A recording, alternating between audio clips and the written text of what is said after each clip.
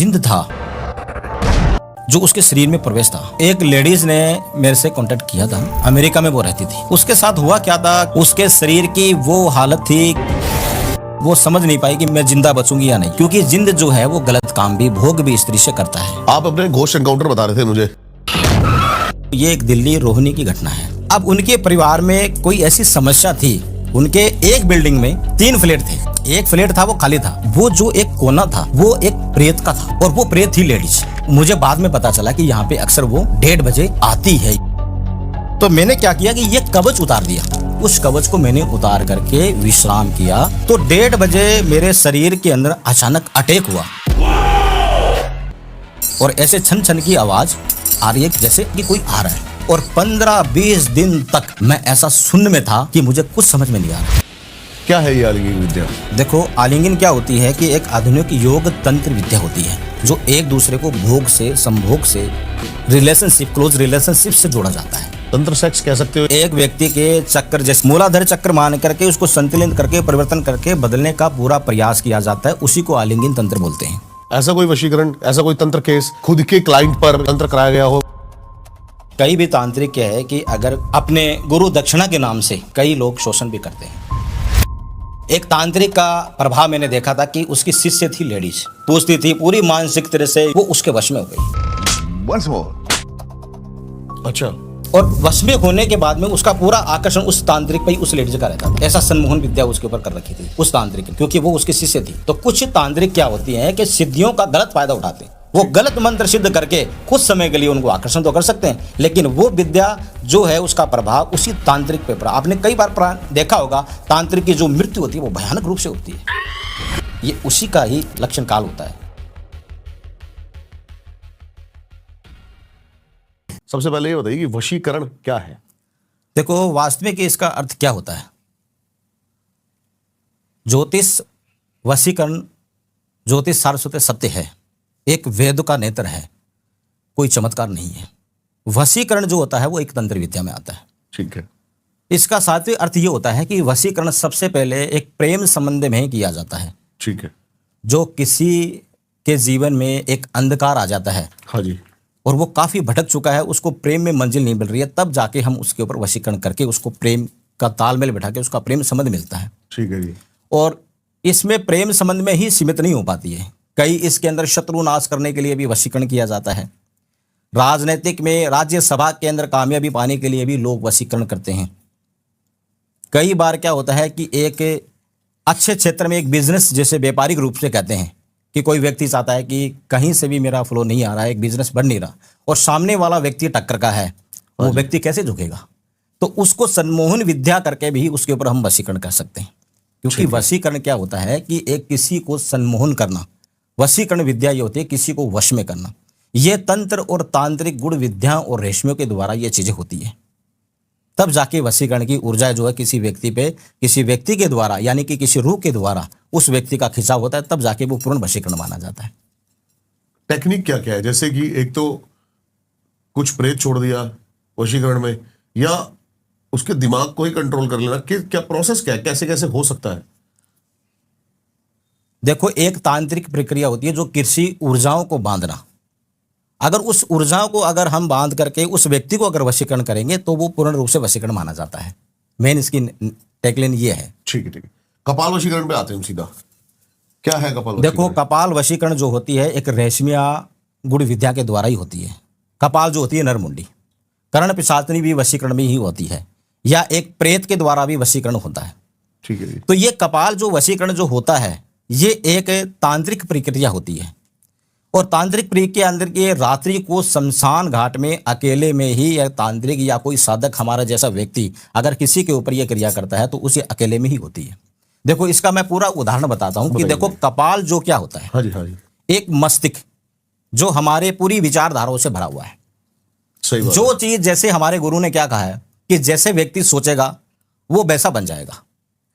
तो हम गुरु, जैसे गुरु में क्या बोलते हैं कि पॉजिटिव सोचो, पूरी सकारात्मक सोच रखो, बड़े बुजुर्ग क्या कहते थे। तो ये चीजें इसमें आती है कि अगर जो व्यक्ति पूरी तरह से अगर शुद्ध आहार और शुद्ध विचार रखेगा तो पूरी तरह से उसका माइंड काम करेगा। तो अगर कपाल वशीकरण के अंदर कोई मसान के द्वारा अगर कोई तांत्रिक कोई क्रिया करता है तो ये आपने अक्सर सुना होगा कि ब्राह्मण की खोपड़ी को यूज करता है।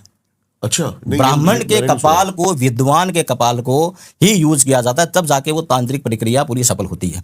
हर कोई कपाल, जैसे आज के टाइम पे हर कोई व्यक्ति कपाल उठा के लेके आ गया, या मान लो कोई भी स्त्री से, वो तंत्र मंत्र आपके ऊपर काम सुना। नहीं आजकल मैंने करेगा। देखा जो ज्यादातर कपाल है वो नकली भी होते हैं। बिल्कुल नकली होते हैं, प्लास्टिक के मिलते हैं ऑनलाइन।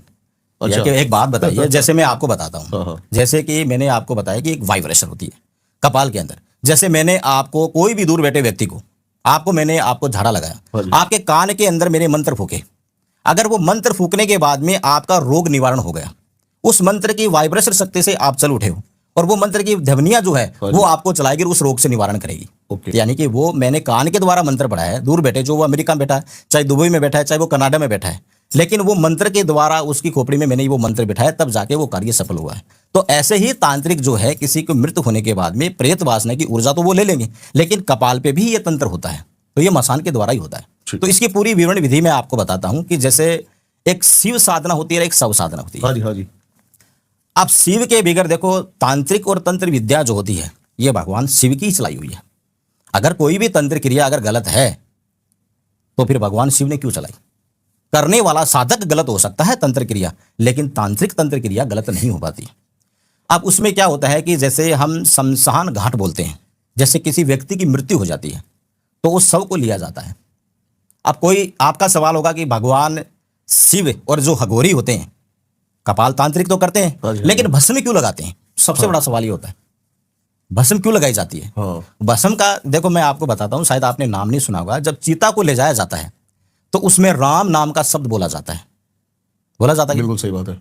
अब जो राम नाम का शब्द बोलने के बाद में उस चीता को जला दिया जाता है, और चीता जलाने के बाद में वहां साक्षात भगवान शिव आते हैं, और शिव देखते हैं कि वो मंत्र राम राम सत्य बोलने वाले गए कहां पे।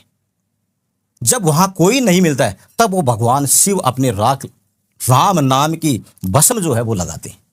तब जाके अघोर जो है वो भगवान शिव की आराधना करने वाले भस्म लगा करके कपाल तांत्रिक विद्या करते हैं, तब जाके ये संपूर्ण मानी जाती है। क्या इसका बात है। असली लॉजिक मेन राम नाम का ही है, क्योंकि भगवान शिव जो है वे राम की आराधना, क्योंकि राम इनके स्वामी, और राम ने किनकी पूजा करी? रामेश्वर में शिव की। और शिव के जैसे जो राम नाम का जप किसने किया? हनुमान जी ने। राम राम राम सीता, तो वो कौन थे? 11 रुद्र अवतार, तो वो उनके स्वामी हैं और वो इनके स्वामी हैं, तो ये एक ही परमात्मा है। तो शिव जो है वो शमशान में जो वास करते हैं, तो मेन तांत्रिक प्रक्रिया तभी ही संपूर्ण मानी जाती है। अगर बिगर शिव और शव के करोगे तो आपकी तांत्रिक प्रक्रिया सफल ही नहीं हो पाती। बहुत सारे मैंने सुना है वशीकरण फोटो को देख के कर देते हैं। देखो वशीकरण क्या होता है? त्राटक जैसे एक नजर, हाँ जी। व्यक्ति की नजर पूरी तरह से उसकी फोकस होनी चाहिए, यानी कि उसकी दृष्टिकोण हो गई, उसके मन के अंदर भाव हो गया कि ये व्यक्ति के ऊपर वशीकरण करना है, उसको त्राटक वशीकरण। जैसे उस व्यक्ति की फोटो ली जाती है, हाँ जी। उसके नाम से होते हैं, उसके नाम से उसके बाल के द्वारा होती है, क्योंकि जब तक तांत्रिक अगर कोई भी बाल नाम फोटो, यानी कि जब तांत्रिक को अगर कोई ऊर्जा नहीं मिलेगी तो वो कैसे वशीकरण कर सकता है? तो इसलिए त्राटक शक्तियों के माध्यम से ये विडु प्रक्रिया के सामने, यानी कि ये विडु जो प्रक्रिया होती है, तो ये उस लेवल की होती है, जिसको त्राटक या नजर दृष्टि कुछ भी कह सकते हैं आप। मतलब काम कौन सी ज्यादा तेज करती है? जैसे शमशान घाट में कोई बैठ के कर रहा है वशीकरण, या कोई फोटो त्राटक कर रहा है, बेस्ट टेक्निक क्या है? देखो सारी चीजें आपने आज तक देखी भी होगी, सुनी भी होगी। हाँ जी। आपने कभी ज्वालामुखी हलाली मूठ का नाम सुना है? नहीं, मैंने नहीं सुना। नहीं। ज्वालामुखी जो ये है माता, ये तो ज्वाला जी माँ जगदम्बा है। हाँ, ज्वाला जी प्रकट हुई है, ये तो ज्योति है। देखिए देखो, ये तो क्या हुआ मैं आपको हाँ जी, बताता हाँ हूँ। जी। अकबर बादशाह को बहुत घमंड था। हाँ हाँ अकबर बादशाह ने क्या किया कि माता की जोत के लिए नहर छोड़ दी गई थी हाँ, पता है कि मुझे। मैं नहीं मानता इन ढोंग को, हाँ। और ये कहीं ज्वाला जो है, ये कहीं दीपक कहीं ब्राह्मणों ने या पंडितों ने जला दी होगी, तो उन्होंने नहर छोड़ दी। लेकिन माता ज्वाला जी की जो जोत है वो जल्दी नहीं हुई नहीं, थी, फिर छत्र चढ़ाया। तो फिर उन्होंने छत्र चढ़ाया था घमंड से। हाँ। आज वो ना पत्थर का है, ना सोने का है, ना चांदी का, कोई भी धातु नहीं है, वो सब लो हो गई। तो वही चीज होती है। तो जगदम्बा माता रानी की जो शक्ति है, ये तो प्रचंड रूप है। और जैसे मेन चीजें वशीकरण जो आपने जो पूछा आप था, मूठ बता रहे हो वो तो मारण क्रिया है मेरे ख्याल से, जो वो उड़ती हुई ज्वाला जाती है, ऐसा ही कुछ। नहीं, देखो ज्वालामुखी हलाली मूठ क्या होती है? हाँ। सबसे ज्यादा प्रचंड वशीकरण और किसी को वश में और सम्मोहन विद्या करी जाती है तो ज्वालामुखी हलाली मूठ से करी जाती है। अच्छा। अब उसकी प्रक्रिया मैं आपको बताता हूं। उसकी प्रक्रिया क्या है कि किसी व्यक्ति को उसका पुतला बनाया जाता है। अच्छा। उस पुतले में क्या किया जाता है कि जैसे कोई मौलवी धर्म से कब्रिस्तान के द्वारा उसको हंडी बोलते हैं, हांडी। हाँ। वो करते हैं हंडी के द्वारा। हमारे हिंदू धर्म में क्या होता है, कलश। हाँ जी। कलश के द्वारा क्या होता है कि उस पुतले को सबसे पहले उस हंडी में या उस कलश में दफनाया जाता है। उसमें फिर क्या होता है कि जैसे जलती हुई चिता, जहां शव जो जलता है, जिसे शव साधना में यह भी आ गई, जहां चिता जलती है तो चिता जल की उसकी क्रिया प्रक्रिया कार लगाई जाती है। यानी कि किसी भी मंदिर, मस्जिद में, गुरुद्वारे में, कहीं भवानी देव या कहीं शमशान में आप परिक्रमा लगाओगे तो वो शक्ति आपके अधीन हो जाती है। साधक फेरी क्यों लगाता है? तो उस प्रक्रिया में क्या होता है कि उस आत्मा की, उस रूह की पूरी शक्ति काबू करके और वो परिक्रमा लगाता है, और शव उसके यानी कि जो पुतला होता है वो हंडी में उसके हाथ में होता है। और वो जैसे ही प्रक्रिया कार लगा करके वो फिर क्या है कि कब्रिस्तान में जाते हैं। अच्छा। और हमारी भाषा में उसको शमशान घाट बोलते हैं। हाँ जी। अब उसको क्या किया जाता है कि जब मंत्र पूरे हो जाते हैं, साधना पूरी हो जाती है, तो उस पुतले को क्या किया जाता है, चिकनी मिट्टी का लेप लगाया जाता है और उसको अग्नि में तपाया जाता है। अग्नि में तपा करके उसको काटा जाता है। उसके अंदर से एक आकार निकलता है जो ज्वालामुखी हलाली मूठ उसको बोलते हैं। अगर वो किसी व्यक्ति के ऊपर सम्मोहन या वशीकरण विद्याओं से छोड़ा जाता है तो उसके आकांक्षाएं और वासनाएं उस व्यक्ति के इर्द गिर्द घूमती है। पुतली विद्या से अलग है, यही है। देखो, पुतली क्रिया एक प्रक्रिया अलग होती है, वो अलग है, वो अलग होती है। ठीक है। पुतली क्रिया में क्या होता है, टाइप। पुतली क्रिया में क्या होता है, गुड़िया होती है। गुड़िया किसी व्यक्ति की नाम की ऊर्जा के लिए फिर वो नाखून हमें या उसकी मिट्टी या फिर उसकी कोई भी ऊर्जा का एक पुराना वस्त्र, धुला हुआ वस्त्र नहीं होना चाहिए, क्योंकि धुलने के बाद में वस्त्र में ऊर्जा नहीं रह पाती। मनुष्य की दुर्गंध जो है वो नहीं रह पाती है। अगर वो नहीं रहेगी तो हम वो चीजें नहीं कर पाते। समझ गया। तो उसका जैसे उसकी व्यक्ति की ऊर्जा जो है वो गुड़िया के द्वारा बांध करके तब जाके उसकी पुतली रूप वशीकरण बोलते हैं उसको।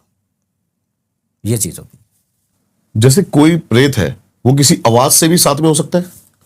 देखो, अक्सर ये चीजें क्या है कि मैंने प्रत्यक्ष देखी है। ये कोई कथाओं और कहानी नहीं है, किसी किताबी ज्ञान नहीं है। उसमें क्या होता है कि जैसे आज कहीं हमारे रिलेटिव, उस बच्ची की 6 महीने पहले ही शादी हुई थी। ठीक है।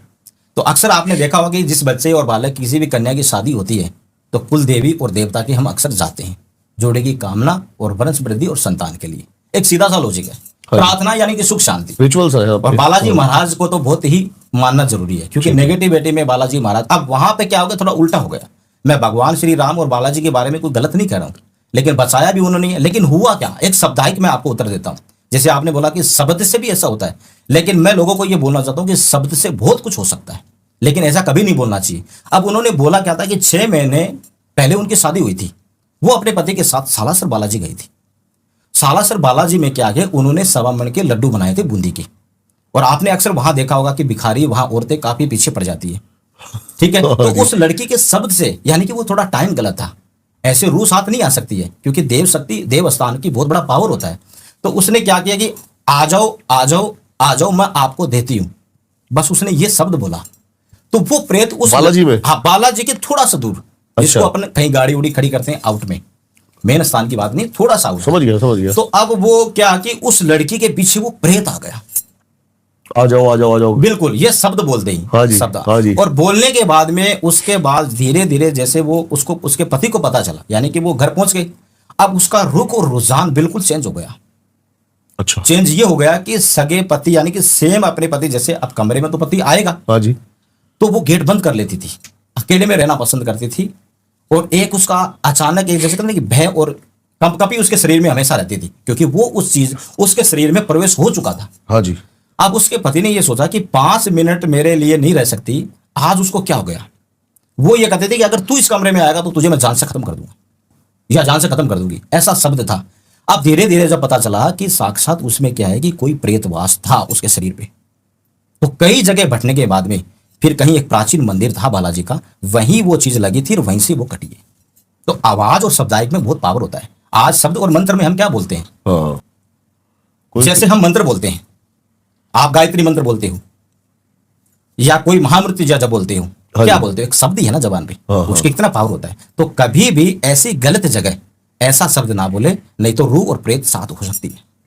और कभी गलत जगह पे भी, आजकल के नए युग जो होते हैं, रात्रि तक गाड़ी से रात को 1:30 या 2 बजे कहीं पार्टी से आते हैं, जितने भी यंग लड़के हैं, सोच समझ गए। सोच समझ के कहीं बाथरूम करना। ये अच्छा। नहीं हो कि किसी पीपल के वृक्ष या किसी वड के किनारे या नीम वृक्ष किनारे अगर आपने कहीं टॉयलेट कर दिया तो ध्यान कर लेना वो रूह और प्रेत आपके साथ भी हो सकती है। नहीं, लेकिन मेरे को किसी ने बताया था जैसे अगर कर लो बाई चांस तो वहां पे हाथ जोड़ के माफी क्षमा मांगे। ये देखो मैं आपको बताता हूँ, हाँ जी, देखो किसी को थप्पड़ मार के माफी नहीं मांगी जाती। वो उपेक्षा इंसान के जीवन में वो एक करोड़ हो गया, सही बात है, और वो बिल्कुल। क्रोध हो गया, वो आपको थप्पड़ मार के फिर बोलेगा कि सॉरी। ये चीज नहीं होती है। मैं आपको एक बात बताता हूँ, सही कह रहे हो मैं इसका एक शब्द छोटा सा बताता हूं कि हाँ, अगर गलती से अगर ये चीज हो गई और आपने बाथरूम कर लिया कहीं प्रेत की जगह पे, तो आपको एक ये चीज बोलनी है, गले के अंदर एक ऐसी आवाज होती है, तो उससे क्या होता है कि प्रेत आपका पीछा नहीं करता। ये अच्छा। गुप्तनीय मंत्र है।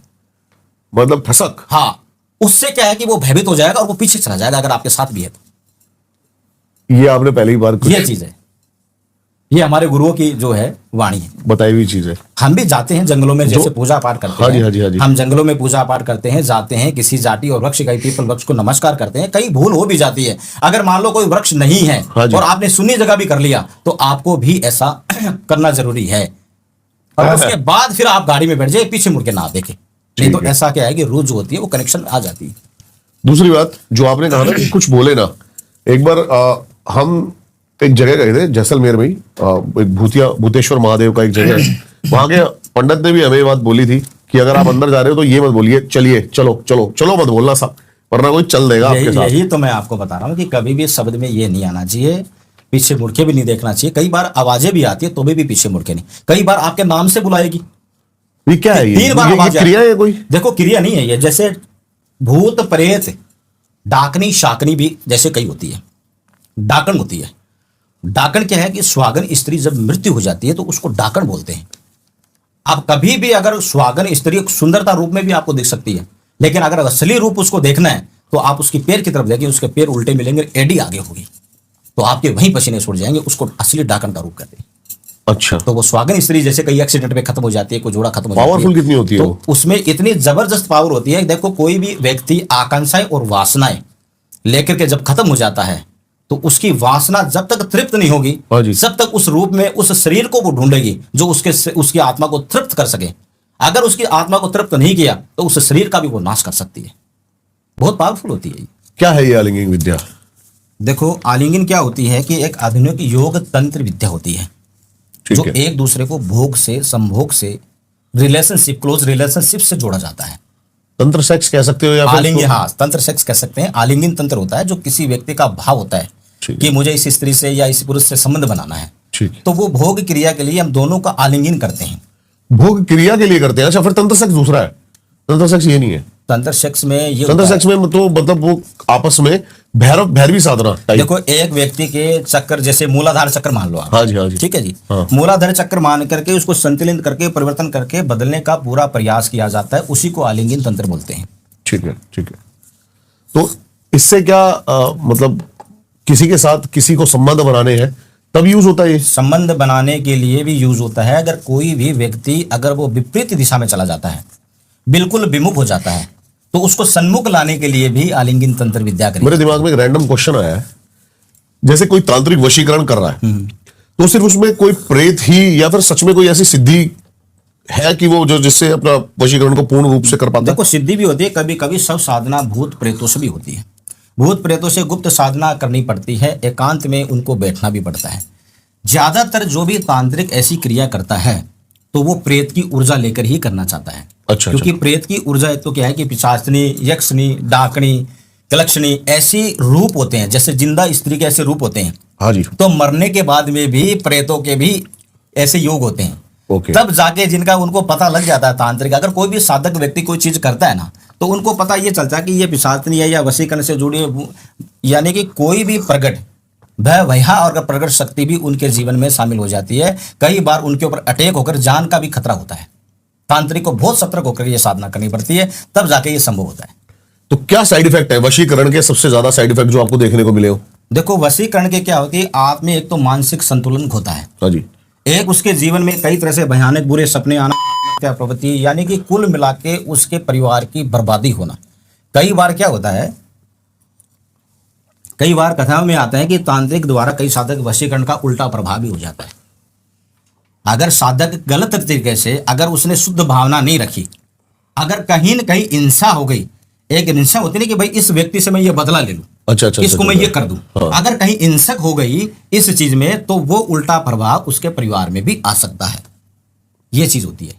तो इसलिए सतर्क होकर के ये चीजें क्रिया करी जाती है और पहले देखी जाती है कि अगर वही व्यक्ति आर्थिक बर्बादी या तांत्रिक या समते कहीं उल्टा प्रभाव ना हो, अगर तंत्र विद्या में अगर कोई चीजें देखी जाएगी तो उसका प्रभाव अच्छा होगा, तब जाके वो तरीके से होगी। ठीक है तब जी। हमें उस चीज के लिए सही तरीके से करनी पड़ती है। ठीक है। अगर क्योंकि हम जो है कोई भी साधक, हम नहीं कोई भी साधक व्यक्ति अगर कहीं साधना लेता है या सिद्धि करता है तो वो सबसे पहले एक संकल्प लेता है, एक प्रतिज्ञा होती है कि जो चीज जायज होगी वही चीजें मैं करूंगा। इन चीजों में अगर कहीं हम या कहीं और या कोई अन्य कोई तांत्रिक अगर व्यक्ति गलत फायदे के लिए करता है ना तो उसका काम कभी सफल नहीं होता है। लेकिन बहुत सारे गलत चीजें होती हैं, जैसे कि क्या कोई स्त्री आती है, औरत आती है किसी पुरुष के ऊपर वशीकरण कराने के लिए, या कोई पुरुष किसी स्त्री पर सिर्फ अपना मतलब कह सकते हो आप कि कैसे हो पता है मतलब? देखो निश्चित वशीकरण जैसे आपके सामने जैसे कोई भी पुरुष पुरुष को वशीकरण करता है, स्त्री स्त्री को वशीकरण करता है, कई बार एक तरफा प्यार वशीकरण होता है, सामान्य अधिक एक ईर्ष्या की भावना लेने के बाद में तब जाके वो व्यक्ति किया जाता है। यानी कि स्त्री स्त्री के ऊपर वशीकरण क्यों करेगी? उसके मन में चाहत है, कहीं न कहीं उसकी भोग की विलासा होगी, कहीं न कहीं उस स्त्री से यानी कि पहले क्या पता पूर्व जन्म में वो पुरुष था, उसका अच्छा। संबंध कहीं टूटा होगा, अब वो स्त्री रूप लेकर आई है तो वो स्त्री से भी भोग कर सकती है। पुरुष से अगर जुड़ा तो पुरुष से भी भोग करेगा। इसको निर्दिष्ट वशीकरण कहते हैं। इसका संबंध का नाम ये होती है, ये क्रिया होती है। ये भी तो किसी व्यक्ति में जो देखो लड़का लड़की या पति पत्नी ये तो एक आम चीज होगी, हाँ जी हाँ जी। लेकिन जो लड़का लड़की करते हैं या किसी चीजें करते हैं तो ये क्रिया अलग होती है। इसी को निषिद्ध क्रिया कहते हैं। आप अपने घोस्ट एनकाउंटर बता रहे थे मुझे कि आपने भूत से किसी रोहिणी में कुछ हुआ था, क्या था वो? देखो ये एक दिल्ली रोहिणी की घटना है। हाँ जी।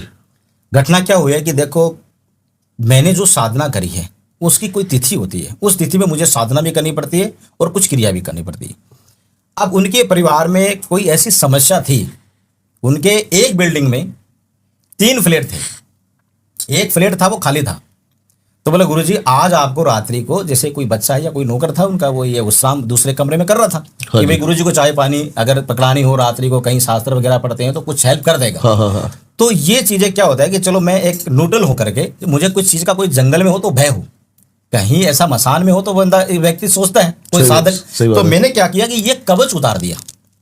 ये कवच क्या है कि मेरे रामसा पीर जैसलमेर एक धाम पड़ता है बाड़मेर डिस्ट्रिक्ट में, बाबा रामदेवरा, ये हमारे हिंदू के पीर हैं। अच्छा। हाँ आपने शायद नाम सुना होगा, जैसलमेर लोग घूमने जाते हैं लेकिन बाड़मेर में एक बाबा का स्थान पड़ता है। मैं बाड़मेर भी गया हूँ लेकिन मैंने नाम सुना हाँ, नहीं ये वैसे। बाबा रामदेवरा जैसे भगवान विष्णु नारायण के ही अवतार हैं। अच्छा। तो मैं वहां क्या किया कि उस कवच को मैंने उतार करके विश्राम किया। विश्राम करने के बाद में वो जो एक कोना था वो एक प्रेत का था और वो प्रेत थी लेडीज। मुझे बाद में पता चला कि यहाँ पे अक्सर वो 1:30 बजे आती है, यहाँ पहरा लगाती है। अच्छा। मुझे बाद में पता चला अटैक होने के बाद में। अब अटैक हुआ क्या कि उस कोने में जब मैं विश्राम कर रहा था तो 1:30 बजे की बात यह है कि कवच वगैरह उतार कर मैं रात्रि को, क्योंकि मैं नीचे ही वस्त्र या कोई जैसे छोटा मोटा कोई भी चादर होती है तो मैं नीचे ही सोता हूँ।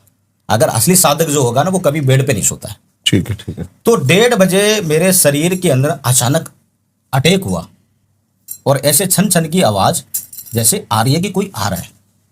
अटैक करने के बाद में मैंने वहां जोर से ताली बजाई, क्योंकि अगर किसी व्यक्ति पर अगर प्रभाव आ जाए तो वो तुरंत ताली बजा दे तो वो जगह छोड़ देती है। ये भी एक प्रेत का मंत्र है, अच्छा। ये भी चुड़ैल का मंत्र है। अगर कहीं इमीडिएटली अगर कोई व्यक्ति को बचना है अपने शरीर पे, अगर उसको अटैक होने से अगर उसकी जान को खतरा है तो वो ताली बजा सकता है, वो जगह छोड़ देगा। तो मैंने तुरंत ताली बजा करके ये कवच धारण किया और 15-20 दिन तक मैं ऐसा शून्य में था हाँ। कि मुझे कुछ समझ में नहीं आ रहा। जब अटैक आप पे हुआ तो फील क्या हुआ आपको? फील ये है कि जैसे कोई वाइब्रेशन, जैसे कहते हैं ना कि कोई मशीन आप पे टच कर रहा हो, मशीन जैसे कोई गर्दन पे आपके लगा रहा हो और अंदर कोई घुस रहा हो, इस प्रकार की स्थिति मेरे सामने आई। 15 दिन में बिल्कुल सुन में रहा और मेरी घबराहटी। और जब मैं मेरे आश्रम में कार्यालय में निवास स्थान पे सोता था तो ठीक 1:30 बजे ही मुझे भय लगता था ठीक समय में कि वो आ रहा है। अब एक आम क्या व्यक्ति की क्या, एक साधक की व्यक्ति ऐसी की हालत हो सकती है तो आम व्यक्ति को तो डर लगेगा ही लगेगा। सही बात है। आज मैं किसी का यहाँ डर फैलाने के लिए नहीं आया हूं, एक अनुभूति है कि देखो जहां प्रेत भी है, भगवान भी है, परमात्मा देव भी भी है। है तो दानव भी है। तो ये चीज होती है कि अगर इस प्रकार से क्या है कि मेरी लाइफ में ये एक एक्सीडेंट था, वो कुप्रभाव था, और उसके बाद में 15 दिन 16 दिन बाद में मेरे गुरुजी मेहंदीपुर बालाजी मुझे लेके गए थे। अब मेहंदीपुर बालाजी जब मुझे लेके गए थे तो हमने वहां पे होटल ली। अच्छा। होटल में एक बेड पे, वो मेरी मजबूरी थी, मैं पहली बार बेड पे सोया था, और सामने वाले बेड पे गुरुजी थे, वहां पे एक अन्य 2 शास्त्री जी थे। अब उन्होंने मुझे सुबह मॉर्निंग में बताया था कि ठीक 1:30 बजे आपके बेड पर से कोई उठ के गया, वो उसने जगह छोड़ दी। उसके बाद में मेरे माइंड में इतनी शांति हुई कि आप सोच नहीं सकते, एक सुकून सा मिला कि वास्तव में मेरे शरीर से कोई प्रभाव था। और ये उन्होंने खुद बताया आपको? उन्होंने खुद बताया कि 1:30 बजे यहां से सपे कोई लाल वस्त्र में कोई स्वागन रूप स्त्री जैसे आपके बेड से उठ करके चली गई हो। तो ये तो देखो बालाजी की शक्ति है। बालाजी के स्थान पे ऐसी रूह टिक ही नहीं सकती, और खास करके प्रेतराज मेहंदीपुर बालाजी, बागेश्वर धाम है, ये भी प्रेतराज है। शांति के प्रेत है वो सालासर बालाजी है। तो उस समय ये मेरा बहुत एक भयानक एक्सपीरियंस था, जो मैंने रूह अपने शरीर में टच होते हुए देखी है। एक आप और किस्सा बता रहे थे हवेली का, क्या था वो? हवेली का किस्सा क्या था? देखो, आज कहीं भी हम शादी में जाते हैं, चाहे वो स्त्री पुरुष कोई भी कन्या बच्चे अन्य व्यक्ति या गाड़ी या कहीं पैदल का रास्ता होता है, तो वो रास्ता पैदल का ही था। एक घर से अन्य घर तक वो खाना खाने के लिए जा रहे थे। अब वहां पे वो रास्ते पे ही हवेली थी, और ये एक सच्ची घटना है, मैं आपको कोई किताबी चीज नहीं बता रहा हूं। तो उसमें क्या होता है कि एक पुरुष जो है वो जिंदा जला हुआ था। अच्छा। हवेली या हेली, राजस्थान में हेली बोलते हैं। हेली बोल देते हैं, हेली। हाँ, हेली। हरियाणा में भी हेली बोलते हैं। हाँ, अपने हरियाणा में झज्जर में कहीं भी, और रेवाड़ी में, अपने फतेहपुर शेखावाटी रामगढ़ शेखावाटी राजस्थान में उसको हेली बोलते हैं। हेली। और आज वो हवेलियां सुनी क्यों है? तो उसमें क्या होता है कि कहीं न कहीं ऐसी घटनाएं होती है, वो व्यक्ति वहां पे रह नहीं सकता। अब क्या करें, वहां 4 सदस्य खाना खाने के लिए जा रहे थे, जैसे बिटिया थी, बेटा था, वो खुद था और उसकी वाइफ थी। अब वो चीजें क्या है कि उस बिटिया में प्रवेश हो गया। अच्छा। बिटिया में प्रवेश होने के बाद में जब धीरे धीरे समय बीता तो उसको पता चलता वो बोलता था। अब धीरे धीरे उसने क्या किया कि अपने पिता को ही वो खत्म कर देती है, अपनी माता को खत्म कर देती है। दोनों पति पत्नी हस्बैंड वाइफ जो है खत्म हो जाते हैं, और खत्म होने के बाद में बचा कौन? एक लड़की और उसका एक भाई। अच्छा। तो किसी पड़ोसियों ने यह कह दिया कि आप ये घर छोड़ दो, अगर जब तक ये जगह नहीं छोड़ोगे, हाँ जी, आपकी जीवन में ऐसा ही होता रहेगा, कोई ना कोई घटना होती रहेगी। लेकिन वो अपने भाई को भी छोड़ नहीं सकते, क्योंकि उसके अंदर वो प्रेत था, और लास्ट में उस प्रेत ने उस भाई को भी खत्म कर दिया, यानी कि सबको खत्म कर दिया उस प्रेत ने। और वो अकेला ही निवास कर उस बच्चे के अंदर शरीर में था। और जब कहीं न कहीं कनेक्शन ऐसा हुआ, कहीं ऐसी वातावरण हुई कि चलो कोई एक साधक है, और तब जाके उस प्रेत को भी हमने कंट्रोल किया, उस बच्ची से निकाला और उसका ऐसा कवच बनाया। कवच बना करके आज वो सिर्फ बच्ची है, और अगर वो पहले ही आ जाते तो शायद उस परिवार में कुछ सदस्य बच जाते। लेकिन प्रेत रूह तो सर ऐसी चीज होती है जो इंसान को खत्म भी कर देती है। जैसे आपने बताया कि कवच आपने पहना, कवच से ही आपका बचाव हुआ, या आपने किसी को कवच दिया उससे उसका बचाव हुआ। पहले तो बताइए कि कवच की शक्ति क्या है इसकी? देखो, कवच की शक्ति ये होती है कि ये व्यक्ति की फोटो और ऊर्जा से बनता है, या किसी साधक व्यक्ति को बिठाया जाता है। अगर उसके परिवार में कहीं न कहीं ऐसी बुरी आत्माएं हैं, हाँ जी, या कोई न कोई वो ऐसे कलेश से उलझा हुआ है, कहीं न कहीं उस स्त्री उसकी लाइफ खराब कर रही हो, अच्छा, या कहीं न कहीं प्रेत बाधा से वो उलझा हुआ, तब जाके हम उस समस्या का समाधान करने के लिए, यानी कि सर्व कार्य सिद्ध जिसको बोलते हैं, ठीक है जी। तब हम उसको कवच पहनाते हैं, ताकि वो समस्या उसकी लाइफ में कभी दोबारा नहीं आए। आज तक जिसको हमने धारण कराया है, हाँ जी, हाँ जी। वो समस्या कभी दोबारा नहीं आई है। अब इसके लिए एक साधना होती है, देखो अनुष्ठान होता है, जिसमें स्वर्ग लोग, मृत्यु लोग, पाताल लोग, ठीक है, जहां व्यक्ति बैठ करके और जिंदा रह करके जन्म लेने के बाद जब कर्मा दोष लगता है, कर्म शक्ति होती है, अगर वो पृथ्वी पे घूमकर भी अगर कोई दोष करता है तो उसी पृथ्वी पे मृत्यु लोक पे ही अनुष्ठान करने से उसका निवारण भी होता है। तो ये 3 अनुष्ठान करने के बाद ही कवच तैयार होता है। तो आप कितने लोगों को ये कवच देते हो, जो भी आपके पास प्रेत बाधा से ग्रस्त लोग आते हैं? प्रेत बाधा से लेकर देखो, चाहे बिजनेस में रूप देख लो, या कहीं शत्रु नाश करने के लिए भी हमने ये चीजें बनाई है। जैसे कोई राजनीतिक या कोई पॉलिटिक्स में भी जैसे ये चीजें, अगर कोई इंसान आगे बढ़ना चाहता है तो इसके लिए भी हमने कवच बनाया है।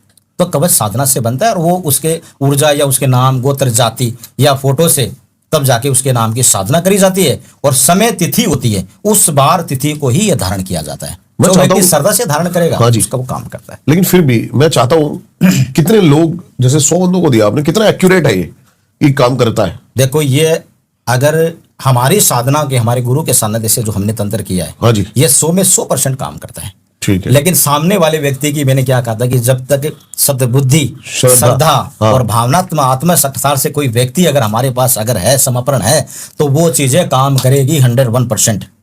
अगर कहीं न कहीं उस व्यक्ति ने गलत चीजों का कोई व्यक्ति धारण करता है, अगर वो ड्रिंक कर रहा है या नॉनवेज कर रहा हाँ है जी। या कोई उपद्रव व्यवहार कर रहा है, कोई पराई स्त्री से संबंध करेगा, तो देखो कभी भी कोई कवच और कई साधनाएं काम नहीं करती है। अधर्म में कर्म नहीं करने हैं, धर्म के साथ ही कर्म अगर करने हैं। इसमें देखो निषेध है कि अगर कोई भी पराई स्त्री से संबंध ना हो, अगर है तो तुरंत छोड़ दें। अगर जीवन में कहीं भी गलत जल धारण कर रहा हो या नॉनवेज कर रहा हो या कोई मांस मदिरा कर रहा हो, तो उसमें तो देखो कवच काम भी नहीं करेगा। इसका कुछ परहेज होते हैं, तब जाके देखो कोई भी चीज के लिए तपना पड़ता है, तप के त्याग। बगैर, हाँ, त्याग करना पड़ा, तप के बगैर साधना कहाँ है। आज हमारा शरीर है, हम अगर इसको साधेंगे नहीं तो जब तक ये सदेगा नहीं। सही बात है। तो शरीर को त्याग भी, तो बहुत हाँ, महत्वपूर्ण है, जरूरी है। मैंने जब भी देखा है अपनी लाइफ में त्याग का बहुत बिल्कुल, जब तक आप कोई भी शरीर को या किसी व्यक्ति किसी चीज की साधना होती है, जब तक कवच काम करता है, लेकिन साधना बहुत जरूरी है। साधना, वैसे मेरे को त्याग के नाम से याद आया कि सबसे बड़ा त्याग अर्जुन ने महाभारत जीता, लेकिन अभिमन्यु का भी त्याग करना पड़ा। बिल्कुल करना पड़ा। कवच कुंडल जैसे कवच के साथ में गर्भ से ही कवच था। बता रहे थे सर आप कि कैसे एक केस के बारे में, अमेरिका का क्या था? देखो, एक लेडीज ने मेरे से कांटेक्ट किया था, बहुत टाइम पहले की बात है, और अमेरिका में वो रहती थी। उसके साथ हुआ क्या था कि एक जिंद था जो उसके शरीर में प्रवेश था। जिंद और जिन्नांद में फर्क होता है। अच्छा, जिंद तो वो होता है जो शरीर में डायरेक्टली अटैक करता है, प्रवेश करता है, हाँ जी, और जिंद की हाइट भी बहुत होती है। जिनेंद्र वो होता है जो किसी का वाहन बना करके, यानी कि कोई भी तंत्र क्रिया के अंदर एक वाहन होता है, जैसे कोई व्यक्ति वाहन के जरिए पहुंच जाता है, तो ऐसे ही जिनेंद्र का वाहन बना करके किसी चीज में अगर प्रवेश करना हो काफी दूरी तक, तो उसका वाहन का सहयोग लिया जाता है।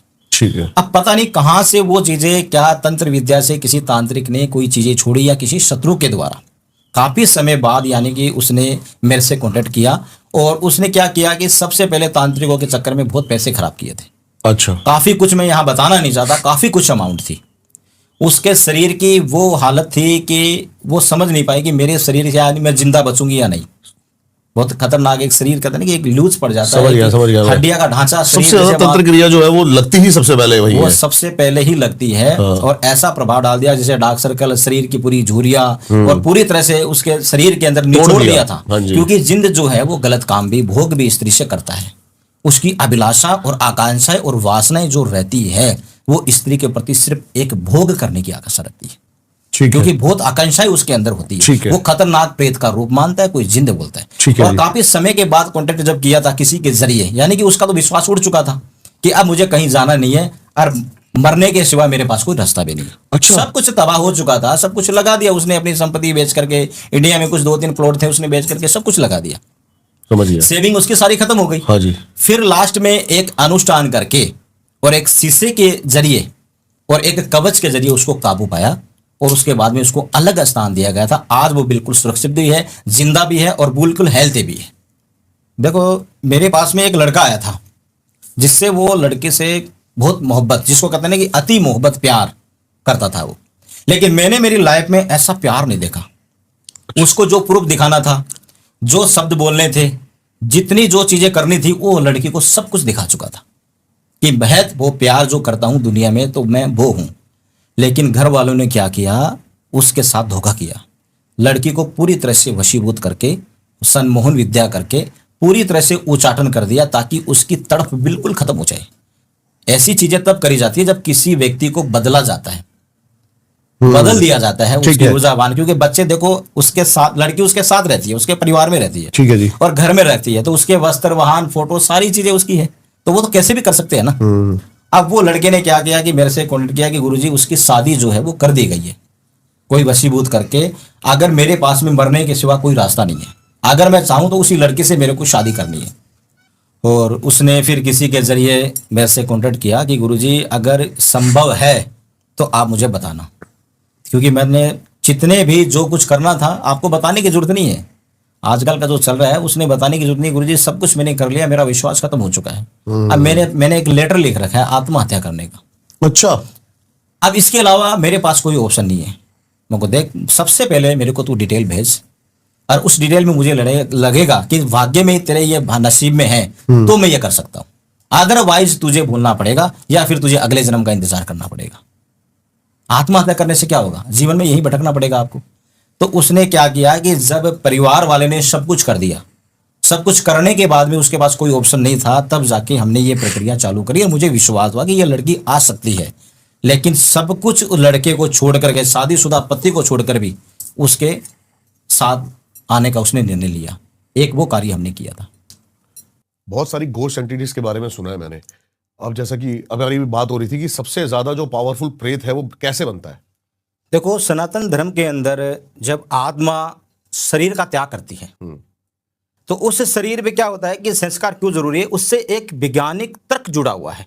ठीक है। गरुड़ पुराण के अनुसार अगर अपन चलते हैं तो अर्धजला शरीर, अर्धजला शरीर किसको कहते हैं? अर्धजला, जैसे एक कपाल का हिस्सा, हाँ, एक कपाल का हिस्सा अगर अर्धजला हो जाता है तो उसके पुरानी यादों से जब अगला जन्म आत्मा जब प्रवेश होती है तो वो उस यादों से वंचित नहीं रह पाती। ठीक है। क्योंकि एक हमारे जब कपाल में जब एक प्राण जब निकल जाते हैं तो कपाल के अंदर एक स्मृति होती है, एक यादें, एक इच्छा जुड़ी होती है इंसान की। और उस अनुसार से क्या होता है कि जब अगर वो किसी भी समृद्धि से, किसी भी तांत्रिक उससे क्या करता है, एक मनसा क्रिया का नाम सुना होगा आपने, मनसा क्रिया एक तांत्रिक करता है। मनसा क्रिया से उसमें उस आत्मा की वो गति नहीं होने देता।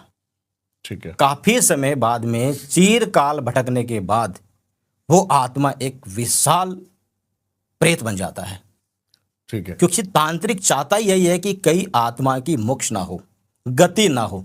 क्योंकि जितने भी तंत्र और तांत्रिक विद्या में, जो महाकाली तंत्र में एक आत्मा का ही प्रवेश होना बहुत जरूरी है, तब जाके वो तंत्र सफल होता है। और जब वो तांत्रिक पूरी प्रक्रिया जो है एक विशाल प्रेत के साथ में ही कर सकता है। अगर उस विशाल प्रेत की समय पे अगर गति हो गई तो वो आत्मा तांत्रिक को भी खत्म कर सकती है।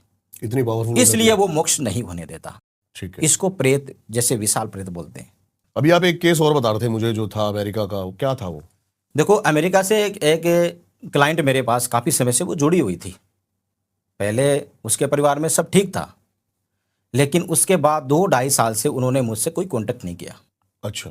2.5 साल बाद में उन्होंने मुझसे कांटेक्ट किया था कि गुरु भैया मेरे साथ बहुत गलत हुआ है। तो मेरे को क्या बात हुई है? तो 2.5 साल क्या 2 साल से उसके हस्बैंड ने उसको छोड़ दिया था। ठीक है। यानी कि किसी पर स्त्री से संबंध उनका बन गया था। पर स्त्री के संबंध के बाद में वो तो चाहती ही यही थी कि वो लेडीज खत्म हो जाए, इसकी प्रॉपर्टी का राज मेरा हो जाए, इसकी संतान मेरी हो जाए, इस इंसान की जो प्रॉपर्टी में मैं राज करूं। क्योंकि वो होटल लाइन का व्यक्ति था, होटलें चलाता था। तो उस व्यक्ति के जीवन में बहुत कुछ पैसा था, संपत्ति थी, लेकिन वो उसको खत्म करना चाहती थी। तो उस लेडीज से उसने किया क्या कि उस लेडीज के शरीर पे, आप विश्वास नहीं करोगे कि ऐसे भी क्या इंसान की सोच होती है कुछ पाने के लिए।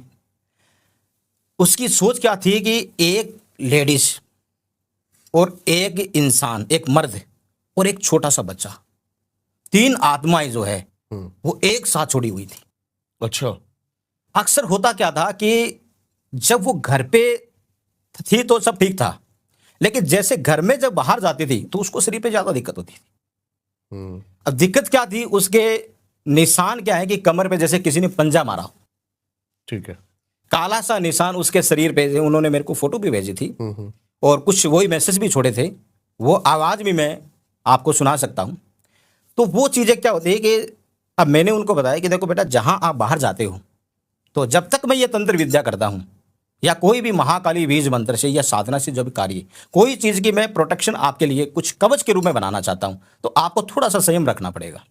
खाने पीने से लेकर के एक परहेज तक, कहीं भी ऐसी जगह आपको नहीं बैठना है। अब वो जैसे ही रात्रि को घर में प्रवेश होती थी उसको बुरे बुरे सपन होते थे, भयभीत हो जाती थी, बेचैनी हो जाती थी। कहीं ऐसे कहते हैं कि विशाल एक चीरकाल प्रेत होता है जैसे कोई पीछे हो, यानी कि कीचड़ में लपेटी हुई आत्मा, वो औरत उसको कीचड़ में लपेटी हुई दिखती थी। आदमी दिखता था उसको प्रेमी के रूप में, और वो प्रेत कभी पति के रूप में भी उसको दिखता था। और बच्चा जब दिखता था उसकी उम्र थी 1, 2, 3 साल की उम्र थी बच्चे की। तीनों अलग अलग रूप में दिखते थे। अच्छा। और वो आदमी जो मर्द दिखता था प्रेत, वो उससे गलत काम करने के लिए सोचता था, सेक्स करने के लिए सोचता था, संभोग समझ रहे इसको संबंध बनाने के लिए उसको नजर आता था। ठीक है। तो जब ऐसे शरीर पे जब निशान हुए तो उसने हमने कवच भेजा, और वो कवच महाकाली बीज मंत्र का था। कवच के द्वारा उनके जीवन में काफ़ी उनको रिलैक्स मिला। लेकिन एक बार क्या है कि हमारी भी प्रोटेक्शन, ये सुरक्षा कवच टूट गई थी। अच्छा, अब आपकी? वो टूटी कैसे? हाँ। वो इसलिए टूट गई, हमने कुछ एक बंधन बांधा था कुछ समय के लिए। बंधन क्या? बंधन एक कवच का बंधन होता है कि एक बारिश में एक व्यक्ति रेनकोट पहनता है, ठीक है। वो बच जाता है लेकिन पैर जरूर उसके भीगेंगे, लेकिन उसकी काफी कुछ सुरक्षा हो जाती है। तो समझ गया ऐसा ही तंत्र विद्या में जैसे कवच होता है, सर्दी में हमने उनका वस्त्र पहन लिया, वो हमारा कवच हो गया। थोड़ा सर्दी से बचा देगा आपको। हाँ, तो वो क्या है कि कवच जैसे बचाया, तो बचाने के बाद भी उन्होंने क्या कि खाने पीने में कुछ ऐसी गलती कर दी। क्योंकि देखो अमेरिका में जहां तक देखा जाता है, एक तो हर चीज में अंडा होता है, बिस्किट से लेकर के सैंडविच से लेकर के सॉस तक भी उन्होंने नहीं छोड़ा, हर चीज में अंडा होता है। अब उन्होंने गलती से क्या कि सैंडविच खाई, सैंडविच खाने के बाद में उसमें सॉस डाला, उनको पता तो चल चुका था, खाते ही उनको हलचल होने लग गई। जैसे ही वो अंडा गया, जैसे ही वो चीज नेगेटिव ऊर्जा जो ज्यादा प्रभाव उसके ऊपर हो गई थी। कवच के बाद ये सब चीजों का प्रयोग नहीं कर सकते, आप ये कह रहे हो? देखो कवच हमने जैसे किसी व्यक्ति के लिए कवच बनाया है, हाँ। तो कुछ चीजों का परहेज बहुत जरूरी है। जैसे इंसान को मांस मदिरा या कोई ड्रिंक नहीं करनी है, कहीं ऐसी गलत जगह पे नहीं बैठना है। क्योंकि इसका मैं भी एक उदाहरण के रूप में मैंने काफ़ी कुछ इस चीज़ के लिए बारे में देखा है कि कुछ लोग इन चीज़ों को नहीं मानते हैं, लेकिन जब करने के बाद उसका गलत इफेक्ट आता है तब उनको पता लगता है कि इसी खाने पीने से हमारे को ज़्यादा दिक्कत आई है। जब तक आप उस चीज़ को पूरी तरह से अगर परहेज नहीं करोगे, वो तंत्र विद्या आपसे नहीं कटेगी। ये चीज़ होती है। कवच को मैं चाहता हूं सर आप थोड़ी सी और डिटेल में बताओ कि क्या क्या, जैसे कि किसी को आपने कवच भेजा, कैसे वो परहेज करेगा? देखो कवच हमने धारण किया, हमने लाइफ टाइम तक संकल्प लिया है कि हम इस चीज को कभी नहीं छुएंगे। लाइफ टाइम तक। ये ज्यादा नहीं हो जाएगा? हमारी देखो जवानी, आज हमारी उम्र है 41 42, 25 साल से मैं इस तंत्र विद्या में हूं। देखो अगर कोई संकल्प इंसान लेता है तो कोई लाइफ टाइम तक के अपनी प्रोटेक्शन, अपनी शक्ति की ऊर्जा बनी रहे, अपनी सिद्धि बनी रहे, अपनी साधना बनी रहे, तब जाके ये कवच बनता है।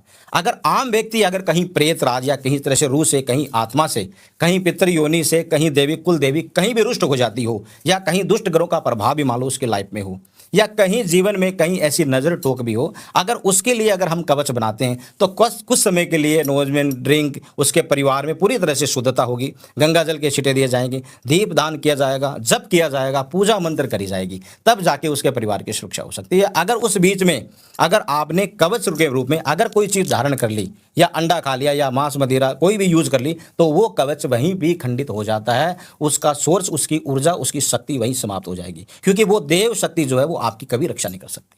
जैसे मेरे मन में अभी एक सवाल आया है, मैं आपसे पूछता हूं।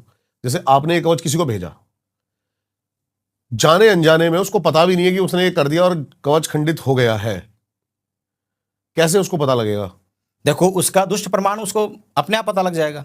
जैसे मैंने अभी आपको बातें बताई थी कि कोई उसके साथ गलत होने लग उसका जाएगा? गलत होने लग जाएगा, उसके रूप पर जो प्रेत छाया होगी, या कहीं ने कोई चीज़ तंत्र विद्या से करी होगी, तो वो उसका इफेक्ट वापस आने लग जाएगा।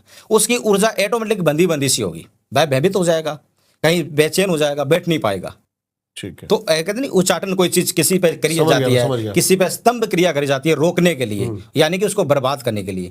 तो जब तक ये चीजें क्या है कि परहेज नहीं करेंगे, तो ये चीजें हमें जो कवच है वो हमारी रक्षा कर ही नहीं सकता। और आपको अगर वो बताए कि ऐसे से हो रहा है, तो आपको कंफर्म कैसे पता चलेगा कि ये कवच सच में खंडित हो चुका है? खंडित तो देखो वो कवच हमें वापस मंगवाना पड़ता है। ठीक है। साधना और मंत्र के द्वारा उसको वापस देखा जाता है, तो उसकी महक से हमें पता लग जाता है कि कवच खंडित हो चुका है। समझ गया। तब जाके हम उसको फिर दोबारा तैयार करते हैं और उसको दोबारा कोरियल के द्वारा या फिर उसको स्वयं दरबार में बुला करके उसको कवच देते हैं। समझ गया। वशीकरण पे आते हैं दोबारा। किसी की बिना इच्छा के उसको बांधा जा सकता है, उसकी आत्मा को बांधा जा सकता है? देखो कुछ ऐसे तांत्रिक प्रक्रिया होती है जिनको हमारी भाषा में आत्मिक बंधन बोलते हैं। आत्मिक बंधन? आत्मिक बंधन का मतलब होता है कि किसी को लक्षित किया जाता है, मन चेतन को बांध दिया जाता है, उसको डिप्रेशन में भयभीत कर देना। ठीक है। उसकी बिना इच्छा के अनुसार उस ऊर्जा को बंधन करना, उसको कहते हैं वशीकरण में। अगर कोई भी व्यक्ति अगर रात में एकांत में, जैसे कोई व्यक्ति रात्रि को तंत्र हम क्यों करते हैं और तांत्रिक क्यों करता है? जब एकांत में व्यक्ति रात्रि को जब सोता है, तब जाके ये क्रिया का प्रभाव डाला जाता है। ठीक है। क्योंकि मनुष्य के जीवन में सिर्फ वो नींद में है, मूर्छित रूप में है, लेकिन मूर्छित रूप में रहेगा तो तंत्र उसके ऊपर ज़्यादा किया जाएगा, उसको आत्मिक बंधन वशीकरण बोलते हैं। काफ़ी लोगों को मैंने देखा है, काफ़ी लोगों के ऊपर इस चीज़ का असर होता है। काफ़ी लोग मेरे पास आए, इन बंधनों से हमने मुक्ति दिलाई है। बेवजह कोई न कोई इंसान किसी रूप में बंधित हो गए, उससे छुटकारा हमने उससे तंत्र विद्या से दिलाए हैं। महाकाली बीज मंत्र से, काल भैरव शक्ति से, साधना से हमने उसको मुक्त किया है, तब जाके वो आत्मिक बंधन टूट जाता है। कोई ऐसा वशीकरण का केस जिसमें आपने किया किसी और पे हो और हो किसी और पे क्रिया गई हो? देखो, ऐसे प्राय मामले हमारे सामने आते हैं, काफ़ी कुछ ऐसे आते हैं जिसमें तांत्रिक के द्वारा प्रमुख, जैसे कोई कपड़े से कर देता है, फोटो से कर देता है। परिवार में जैसे ऐसे केसेस आए थे कि एक लेडीज ने अपने पति पर वशीकरण कराया। अब कराया, उन्होंने सोचा तो अच्छा ही था। अब पति पर वशीकरण क्यों कराएगा कोई? क्योंकि उसकी तो ऑलरेडी शादी हो चुकी है, उसका जीवन समा पूरी तरह से परमात्मा के घर से एक वो आकर्षित नहीं होगा उसकी तरफ? वो आकर्षित नहीं था और पर स्त्री पर संबंध था उसका। अच्छा अच्छा अच्छा। तब जाके पति पर वशीकरण करवाया था, और कराने के बाद में उसका जो प्रभाव था वो उसके बच्चों के ऊपर देखने को मिला था। ओके। क्योंकि बच्चा क्या है कि उसकी उम्र थी 9-10 साल की उम्र थी, वो पूरी तरह से भयभीत हो गया, उसके डरावने सपने आने लग गए। जैसे कुछ खाता था तो उसको उल्टी जैसा महसूस होना, बेचैन होना। तो कई बार क्या होती है कि किसी बच्चे की जब ऊर्जा शक्ति कमजोर होती है तो कमजोर व्यक्ति को ये चीजें पकड़ लेती है, ये चीज होती है। इससे बचने के लिए कुछ? देखो, उसके बचने के लिए उसका व्यवहार, जैसे ऊर्जा, जैसे वो समरूप वापस उसके जीवन में उसी रूप में वो वापस आ जाता है। लेकिन उसको जप तप दान धर्म व्रत, जैसे उसको माता पिता को जो है वो करना पड़ता है, उसके स्वयं को भी आराधना करनी पड़ती है। जैसे हनुमान जी की आराधना हो गई, हनुमान जी को जैसे दीपक जलाए और एक पाटे पे लाल वस्त्र से आसन लगा करके, पंचमुखी बालाजी का आसन जब लगेगा और अगर वो रोज आराधना करेगा तो उस चीज से वो मुक्त हो सकता है। ठीक है। ऐसा कोई वशीकरण, ऐसा कोई तंत्र केस कि खुद के क्लाइंट पर या फिर खुद के पार्टनर पर, खुद के शिष्य पर तंत्र कराया गया हो, वशीकरण कराया गया हो? हाँ, कई बार शक्ति का दुरुपयोग देखा है मैंने। कई भी तांत्रिक क्या है कि अगर किसी सिद्धियों से अपने शिष्यों को अपने गुरु दक्षिणा के नाम से कई लोग शोषण भी करते हैं। एक तांत्रिक का प्रभाव मैंने देखा था कि उसकी शिष्य थी लेडीज, तो वो लेडीज को पूरी तरह से उसने वश में कर रखा था। वो जितने भी कर्म नीति शक्ति पूछती थी, पूरी मानसिक तरह से, योनिक शक से, पूरी स्वतंत्र रूप से वो उसके वश में हो गई। अच्छा। और वश में होने के बाद में उसका पूरा आकर्षण उस तांत्रिक पर ही, उस लेडीज का रहता था। ऐसा सम्मोहन विद्या उसके ऊपर कर रखी थी उस तांत्रिक ने, क्योंकि वो उसकी शिष्य थी। तो कुछ तांत्रिक क्या होती हैं कि सिद्धियों का गलत फायदा उठाते हैं। लेकिन मैं इस चीज को नहीं जानता कि देखो, सिद्धियां होती है, सिद्धियां हर इंसान के ऊपर नहीं होती, क्योंकि जो सिद्धि होगी वो व्यक्ति कभी गलत काम नहीं करेगा। सिद्धि यानी कि उनके पास में जो लोग ऐसे क्रिया करते हैं वो अपने ही शिष्यों का गलत फायदा उठाते हैं, उसको सम्मोहित करते हैं, तो उनके पास सिर्फ और सिर्फ एक मंत्र सिद्ध होता है, सिद्धियां नहीं होती है। वो गलत मंत्र सिद्ध करके कुछ समय के लिए उनको आकर्षण तो कर सकते हैं, लेकिन वो विद्या जो है उसका प्रभाव उसी तांत्रिक पे पड़ा। आपने कई बार देखा होगा, तांत्रिक की जो मृत्यु होती है वो भयानक रूप से होती है। ये उसी का ही लक्षण काल होता है ऐसे करने से। तो विद्या जो होती है, परमात्मा ने, गुरुओं ने जो भी हमें एक शक्ति दी है, उसका गलत उल्लेखन कभी नहीं होना चाहिए। कोई ऐसा कॉम्बिनेशन, मारण और वशीकरण एक ही साथ अगर किया जाए तो क्या उसका दुष्प्रभाव हो सकता है? देखो, ऐसा संभव है, परंतु अत्यंत ये घातक होता है। ये अत्यंत जो है घातक क्यों होता है? क्योंकि वशीकरण के द्वारा जब निरंतर किसी भी तरह का, उसका उद्देश्य क्या होता है, उसकी मारण क्रिया करके उसकी पूरी तरह से गवाही ना है। यानी कि तांत्रिक क्या सोचता है कि जब किसी को वशीकरण करते हैं, अगर वो व्यक्ति उसके खिलाफ हो गया तो उसके ऊपर मारण तंत्र भी चला देते हैं, ताकि उसके प्रति वो गवाही ना दे सके, उसके प्रति कोई उद्देश्य ना दे सके। तब जाके क्या है कि वशीकरण के साथ में मारण तंत्र भी चला सकते हैं तांत्रिक। समझ गया। ऐसे श्रेणी में माना जाता है। ये कर्मदंड के योग होते हैं। कर्मदंड? ये कर्मदंड में होते हैं। इनके जो समय जैसे क्या होता है, ये बलिक आत्मा की यात्रा में ही मिलता है। अगर जीवन काल में जब ऐसी चीजें होती है तो आत्मा की यात्रा में ये चीजें होती है। कोई व्यक्ति जो वशीकरण से छूट गया हो, उसकी जिंदगी फिर कैसे बदल जाती है? क्या बदलाव आ जाता है उसकी जिंदगी के अंदर? देखो, हाँ, वशीकरण में कोई भी व्यक्ति अगर जैसे बाहर आता है, उस व्यक्ति की ऊर्जा क्षेत्र जो है वो पहले तो बंधी रहती है।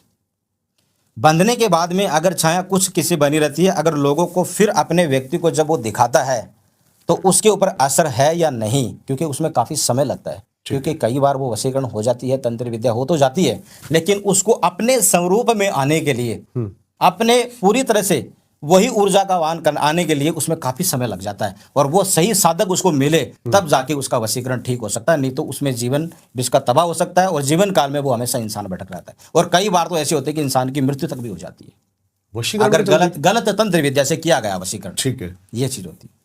देखो, एक वैज्ञानिक मेरे पास आया था, अच्छा। और जब मैंने कोई देवी माता के स्थान पे बारे में उनको बताया भी था, तो वो कह रहे हैं कि गुरु भैया आज भी इस कलयुग में ऐसा होता है। देखो, वो प्रोफेशनल काफ़ी ऊंच कोटि के परिवार थे, और उनके जो बच्चे थे वो साइंस की पढ़ाई करते थे, और साइंस की पढ़ाई करने वाले, देखो थोड़ी सी संदेह होती है, शंका होती है, वो व्यक्ति नहीं मानते हैं।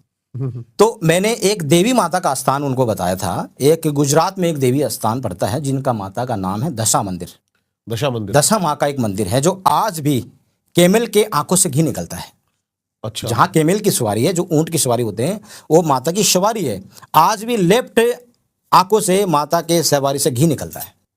ओके।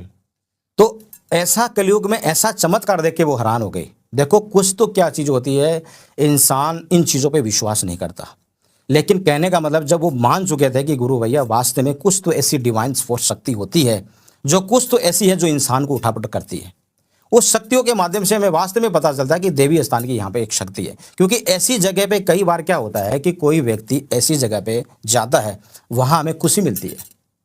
कई ऐसी जगह में बैठ करके इंसान 15 मिनट में दुखी हो जाता है। ऐसा क्यों? तो वो एक नेगेटिव जो ऊर्जा होती है वो इंसान को परेशान करती है। जहाँ सकारात्मक, जहाँ देवी शक्ति होगी और उस ऊर्जा से अगर हम किसी का भला करेंगे तो वो बिल्कुल अवश्य उसका कार्य सिद्ध होता है परमात्मा की कृपा से। ये चीज़ होती है। देखो, एक विश्वास होता है, चाहे हम कहीं भी इधर उधर साइंस की बातें देखो कर लो या कर लेते हैं, उससे कोई फर्क नहीं पड़ता। साइंस देखो एक अलग चीज़ होती है और देव शक्ति एक अलग होती है। कुछ तो ऐसी डिवाइन फोर्स शक्ति होती है जहाँ इंसान एक जगह बैठ करके इतनी खुशी मिलती है, और जहाँ एक जगह बैठ करके इंसान उच्चाटन हो जाता है। तो वो चीज़ होती है कि कई बार किसी देव स्थान पे जाने से भी हमारा रास्ता निकल जाता है, कोई चीज़ का मोक्ष हो जाता है। अगर किसी व्यक्ति के ऊपर जैसे उच्चाटन क्रिया हो रखी हो, किसी के ऊपर वशीकरण हो रखा हो, किसी पर सम्मोहन विद्या हो रखी हो, किसी के ऊपर मारण विद्या करी हो, अगर कहीं न कहीं आपका अगर अधूरा उपाय किया है या किसी तांत्रिक ने या तंत्र ने, तो वो तांत्रिक क्रिया सफल नहीं हो पाएगी, उसका मोक्ष नहीं हो पाएगा। और जब तक उसका मोक्ष नहीं हो पाएगा, जब तक वो प्रक्रिया अधूरी रहेगी, चाहे आप कितना भी खर्च कर सकते हो। तो इसलिए उस चीज़ को पहले जानो कि मेरे ऊपर जो प्रक्रिया है, जो मेरे ऊपर तंत्र चला हुआ है, वो कहाँ से चला हुआ है, उसकी पावर क्या है, उसकी नेगेटिव ऊर्जा क्या है, किसी देवस्थान की है या किसी प्रेत स्थान की। तो ऐसी ऊर्जाओं को परखना बहुत जरूरी है। जब उसको परख अगर समझ आ गई तो उसका समाधान बिल्कुल हो सकता है। हम उस प्रक्रिया या क्रिया अधूरी छूट जाए, फिर अधूरे छोड़ जाए तो उसका पूरा प्रक्रिया करनी जरूरी है। तांत्रिक साधना से, जैसे महाकाली बीज मंत्र साधना से जो हम करते हैं, वो उसका मोक्ष करते हैं, तब जाके उसका समाधान कर पाते हैं। बहुत ही मजा आया अनिल जी आपसे बात करके। धन्यवाद आपका आने के लिए।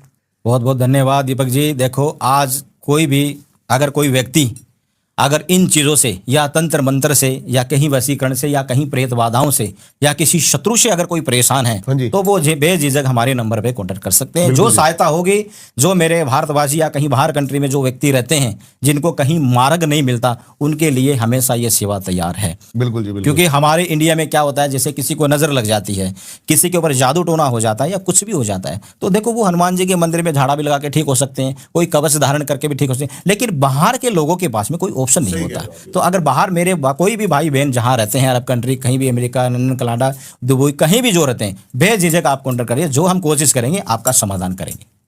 बहुत ही सुंदर पॉडकास्ट। सर के सारे डिटेल्स आपको मिल जाएंगे डिस्क्रिप्शन में, जाके इनसे जरूर कनेक्ट करें। आई होप ये पॉडकास्ट उतना ही बेहतरीन आपको भी लगा होगा। जरूर बताएं हमें कमेंट्स करके कि क्या आप भी प्रेत भाता से या फिर किसी वशीकरण से ग्रसित हैं। मिलता हूं आपसे किसी और पॉडकास्ट में, तब तक के लिए राम राम।